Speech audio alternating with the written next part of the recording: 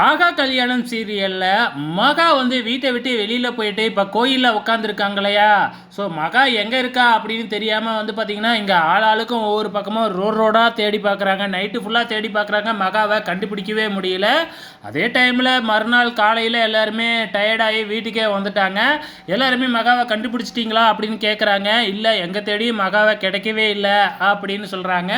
So இப்போ மகாவோட அம்மாவும் அப்பாவும் வந்து பார்த்திங்கன்னா இங்கே சூர்யாவோட வீட்டுக்கே வந்துட்டு வந்து பார்த்திங்கன்னா பெரிய பிரச்சனை பண்ணுறாங்க. எனக்கு என் பொண்ணு வந்தே ஆகணும், பொண்ணு கிடைச்சே ஆகணும் அப்படி இப்படின்னு வந்து பார்த்திங்கன்னா பிரச்சனை பண்ணிக்கிட்டு இருக்கிறாங்க. ஆனால் இந்த சித்ரா தேவி வந்து பார்த்திங்கன்னா நம்ம மகாவோட அம்மா கோடீஸ்வரிகிட்ட போயிட்டு சண்டை போட்டுக்கிட்டு இருக்கிறாங்க.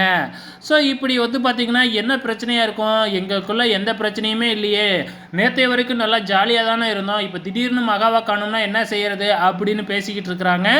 ஸோ யாராச்சும் கிட்னாப்பாவது பண்ணிட்டாங்களா அப்படின்னு வேறையா டிஸ்கஸ் போகுது. ஏன்னா இப்போ தானே ஐஸ்வர்யாவை கடத்தினாங்க, அதே மாதிரி மகாவையும் கடத்திட்டாங்களோ என்னமோ அப்படிங்கிற மாதிரியும் ஒரு டாக் போய்கிட்டு இருக்கு.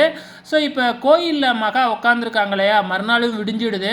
ஸோ கோயிலுக்கு வர்ற பூசாரி மகாவை பார்த்துட்டு கூப்பிட்டு பார்க்குறாங்க. ஆனால் மகா வந்து எதுவுமே பேசாமல் அப்படியே அமைதியாகவே இருக்கிறாங்க.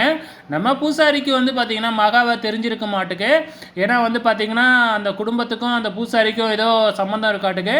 உடனே தாத்தாவுக்கு ஃபோன் பண்ணி உங்கள் வீட்டு மருமக இங்கே காலையிலேயே கோயிலில் வந்து உட்காந்துருக்குறாங்க, நான் கூப்பிட்டு பார்த்தேன் எதுவுமே பேசவே இல்லை அப்படின்னு சொல்லிடுறாங்க. இப்போ மகா எங்கே இருக்கா அப்படிங்கிற விஷயம் தாத்தாவுக்கும் பாட்டிக்கும் தெரிஞ்சிடுச்சு இல்லையா. முதல்ல நம்ம 2 பேரும் போயிட்டு மகாவை பார்த்து பேசுவோம், அதுக்கப்புறம் வீட்டில் சொல்லுவோம் அப்படின்னு சொல்லிட்டு தாத்தாவும் பாட்டியும் அப்படியே அங்கேருந்து கிளம்பிடுறாங்க.